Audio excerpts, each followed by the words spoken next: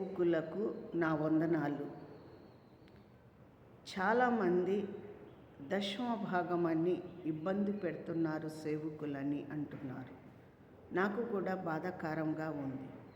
ఒకరు పిలిస్తే, ఒకరికి అడిగితే ఏమంటే తీసుకునేది సేవ కాదు. వాళ్లకు ప్రేరేపణ వస్తుంది. దేవుడిచ్చిన ధనంలో దేవుడికి ఇవ్వాలని కోరుకున్న వాళ్ళ దగ్గర మనం తీసుకోవాలని నేను చాలా సంతోషపడుతున్నాను. నిజంగానే దేవుడు వాళ్లకు తలింపిచ్చి, ఇదిగో ఈ రూపాయి నేను దేవుడికి ఇస్తున్నానని ఇచ్చిన వారి దగ్గర తీసుకొని వాళ్ళకు ప్రార్థన నూరెంతలు ఇవ్వాలని ప్రార్థన చేయాలి.